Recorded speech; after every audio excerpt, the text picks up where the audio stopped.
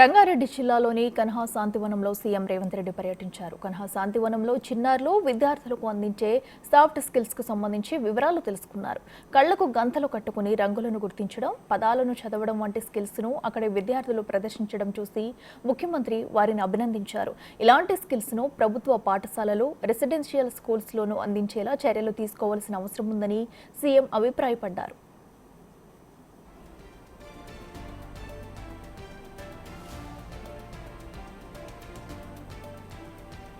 అనంతరం Kanha Shantivanam ఆవరణలోని tea conservation సెంటర్ను CM Revanth Reddy సందర్శించారు. వివిధ రకాల వంగడాల అభివృద్ధి, మొక్కల పెంపకానికి సంబంధించిన విధానాలను శాంతివనం నిర్వాహకులు సీఎంకు వివరించారు.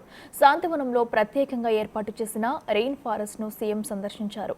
అనంతరం మెడిటేషన్ సెంటర్ వద్ద గాలిబుడగ మొక్కను నాటి మెడిటేషన్ హాల్ను సందర్శించారు.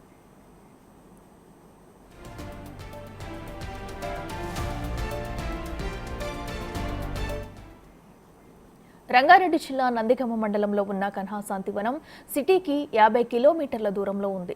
ఇది 30 ఎకరాల్లో నిర్మించిన అతిపెద్ద మెడిటేషన్ సెంటర్. ఇక్కడ 40,000 మందికి పైగా బస చేసేందుకు వసతి ఏర్పాట్లు ఉన్నాయి. ఒకేసారి 1,00,000 మంది ధ్యానం చేసేందుకు వీలుగా హాల్స్ నిర్మించారు. ఒక సెంట్రల్ హాల్తో పాటు 8 సెకండరీ హాళ్లు ఉంటాయి.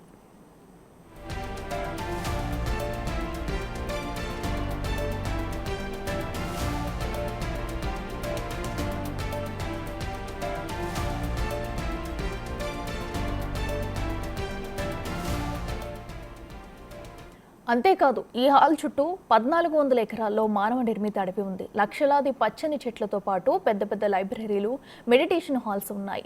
తమిళనాడు, కేరళ, అండమాన్ దీవుల, ఈశాన్య రాష్ట్రాల నుంచి పలు అరుదైన వృక్ష జాతులను తెచ్చి ఇక్కడ సంరక్షిస్తున్నారట. ఇక్కడ కేరళ జామును వంటి పలు రకాల అరుదైన చెట్ల జాతులను చూడొచ్చు. ఈ వనంలో మొత్తంగా 7 లక్షల చెట్లు ఉన్నట్టు నిర్వాహకులు చెబుతున్నారు. ఈ వనంలోకి వెళితే దట్టమైన అడవిలోకి వెళ్లిన అనుభూతి కలుగుతుంది.